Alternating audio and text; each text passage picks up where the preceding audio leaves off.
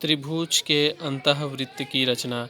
इससे पहले के प्रश्नों में हम देख चुके हैं कि परिवृत्त कैसे बनाते हैं, मतलब त्रिभुज के बाहर एक वृत्त, ठीक। अब जस्ट उसके उल्टा मतलब त्रिभुज के अंदर वृत्त बनाएंगे, जिसको बोलते हैं अंतःवृत्त, मतलब त्रिभुज के अंदर वृत्त बनाना, ठीक। प्रश्न सेम ऐसे ही दिया रहेगा, बस इसमें थोड़ा से कार्य जो पहले प्रश्न बनाए हैं, प्रश्न नंबर 1, 2, 3, उससे थोड़ा सा अलग करते हैं।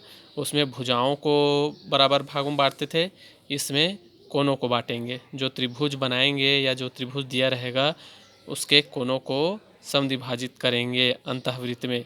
परिवृत्त में क्या करते थे, बनाए हुए जो त्रिभुज थे तो उनके भुजाओं को समद्विभाजित करते थे, फिर उससे उसकी त्रिज्या और केंद्रक मिलता था, जिसे हम उस त्रिभुज के चारों ओर परिवृत्त बनाते थे। बस इसमें जो त्रिभुज दिया रहेगा, जैसे ये त्रिभुज है, ठीक, ये इस प्रश्न का त्रिभुज है। ये त्रिभुज कैसे बनाते हैं, इसको बनाना सीखने के लिए इससे पहले वाले वीडियो में पार्ट 1 में जाके देखिए कि इस त्रिभुज की रचना कैसे करते हैं। जैसे इस प्रश्न में दिया है, जब त्रिभुज ABC में AB बराबर BC बराबर CA बराबर 6 सेंटीमीटर है, तो त्रिभुज ABC के अंतःवृत्त की रचना कीजिए। सेम यह त्रिभुज परिवृत्त में जैसे बनाते थे वैसी इसको सेम बनाना है। एक 6 सेंटीमीटर की BC लाइन बना लेना है, ठीक। फिर B पे चाप रख के B पे 6 सेंटीमीटर डिवाइडर को फैलाकर B पे रखकर ऊपर एक चाप काटना है, फिर उसी चाप को C पे रखकर काटना है। इसको बनाने का तरीका हम इससे पहले वाले वीडियो में सीख चुके हैं, ठीक। अब यहाँ पे हम अंतःवृत्त कैसे बनाएंगे उसको देखते हैं। परिवृत्त में क्या करते हैं, कोण को समद्विभाजित करते हैं। तो कोण को समद्विभाजित करने के लिए क्या करेंगे, डिवाइडर को पकड़िए, डिवाइडर को जो BC जो भुजा है उसका आधा यहाँ पे होगा लगभग, ठीक। तो डिवाइडर को यहाँ तक बस फैलाइए, मतलब आधे से कम, इस प्रकार दिख रहा है, आधे से कम फैला हुआ है डिवाइडर। अब इस डिवाइडर से यहाँ पे एक चाप काटिए BC पे, ऐसे एक चाप काटा, और AB भुजा पे एक चाप काटिए, ठीक। सेम इसी लंबाई का जितना डिवाइडर फैला हुआ है उसी को लेकर C पे रखिए डिवाइडर को। अब इसी भुजा को यहाँ पर चाप काटिए,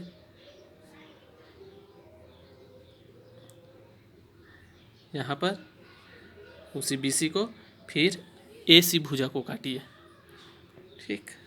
दिख रहा है, ऐसे ऐसे काटा।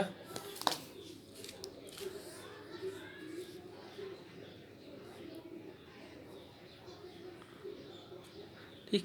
अब इन कटान बिंदुओं को एक जहाँ जहाँ पे काटा है चाप उसको बिंदु बना लीजिए अच्छे से, इस प्रकार अच्छे से बिंदु बना लीजिए,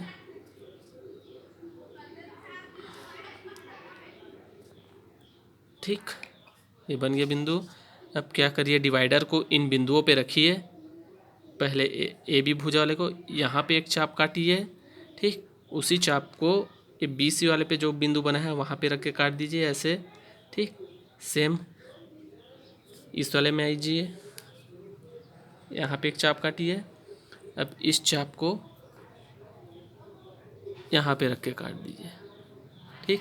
दिख रहा है, दो कटान बिंदु मिला, दिख रहा है, दो चाप काटे तो हमको दो बिंदु मिला, एक ये वाला एक ये वाला। इस वाले को इस B कोण से मिलाइए, ठीक। अब इस और इस वाले को इस C कोण से मिलिए, यही दोनों एक दूसरे को आगे चलकर काटेंगे, यही दोनों जो लाइन मिलेगा वो B कोण का समद्विभाजक होगा एक, और एक C कोण का समद्विभाजक हो जाएगा। दोनों बिंदुओं को मिलाते हुए कोण B से मिला दिए, जो कटान बिंदु मिला उसको, और C से मिला दिए। दोनों को नाम दे दीजिए, ये हुआ M, ये हुआ N। ये MN जो रेखा है वो कोण समद्विभाजक है, एक B कोण का एक C कोण का।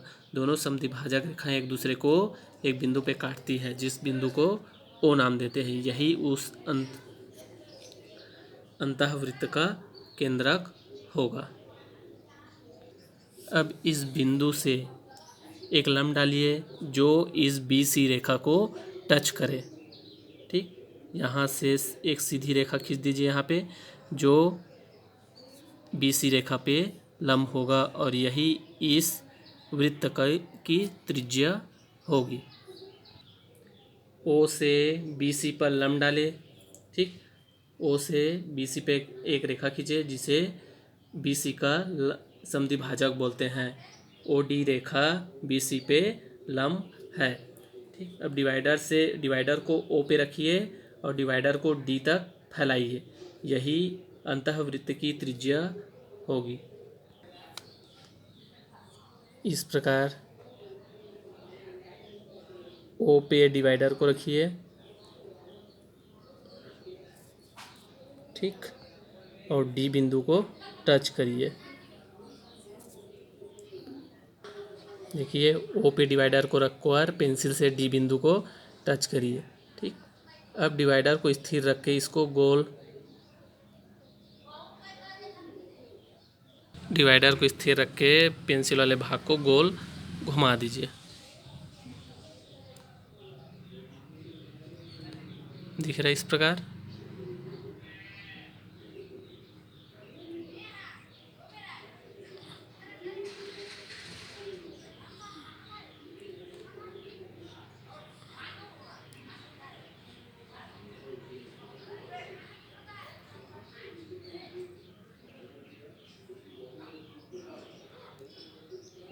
याद रखें जो वृत्त है वो एकदम काले पेंसिल से बनना चाहिए, बाकी जो एक्स्ट्रा जो वर्क रहता है वो सब हल्के पेंसिल से किया रहना चाहिए। जो हमारा उद्देश्य है वो हमको अच्छे स्पष्ट क्लियर नज़र आना चाहिए हमारे वर्क में। दिख रहा है, ये बन गया हमारा अंतःवृत्त। यह अंतःवृत्त त्रिभुज के अंदर बनता है और ये तीनों भुजाओं को टच करते हुए जाता है। दिख रहा है चित्र में स्पष्ट, तीनों भुजाओं को टच किया हुआ है। इस प्रकार हमारा अंतःवृत्त बन गया। ये ओ डी इस वृत्त की त्रिज्या होगी और ये ओ उसका केंद्रक है। इस प्रकार क्या किया हम इसमें बी का समद्विभाजक खींचे, ये समद्विभाजक रेखा है एम, और सी का समद्विभाजक रेखा खींचे जो एक दूसरे को ओ पर काटता है, यही इस वृत्त का केंद्रक है। ठीक, ये दिख रहा है स्पष्ट। ये थोड़ा सा परिवृत्त के कार्य से थोड़ा सा अलग है। उसमें क्या करते थे, वृत्त जो है बाहर बनता था, इसमें अंदर बनता है। उसमें भुजाओं को बांटते थे, इसमें कोण को बांट रहे हैं। दिख रहा है ये कोण समद्विभाजक है, ये दो रेखाएं एम एन। ठीक, चलिए अब इसके रचना लिखते हैं। इस अंतःवृत्त के रचना के पद इस प्रकार लिखेंगे। ए बी बराबर बी सी बराबर सी ए बराबर 6 सेंटीमीटर माप का त्रिभुज ए बी सी बनाए। ठीक है, ये सभी 6-6 सेंटीमीटर के है। दिख रहा है भुजा बी सी, भुजा ए सी, भुजा ए बी, सभी 6 सेंटीमीटर के हैं। कोण बी, ये जो कोण है इस प्रकार लिखना है, कोण बी और कोण सी का समद्विभाजक एम एन खींचे, एम और एन समद्विभाजक खींचे। कोण समद्विभाजक रेखा एम और एन एक दूसरे को बिंदु ओ पर काटते हैं। दिख रहा है ये एम और ये एन एक दूसरे को बिंदु ओ पर काट रहा है। बिंदु ओ को, इस बिंदु ओ को वृत्त का केंद्र और ओ डी को वृत्त का त्रिज्या मानकर, इस ओ डी को वृत्त का त्रिज्या मानकर वृत्त बनाएं। ठीक, यही त्रिभुज एबीसी का अंतःवृत्त है। ये जो वृत्त बना हुआ है यही इस त्रिभुज का अंतःवृत्त है। इस प्रकार अंतःवृत्त की रचना करना है। ठीक, ये इस चित्र पे 3 नंबर है और इसके रचना के पद पे 3 नंबर रहता है। इस प्रकार से अंतःवृत्त की रचना करना है। ठीक, इसके नेक्स्ट प्रश्न अगले वीडियो में देखते हैं।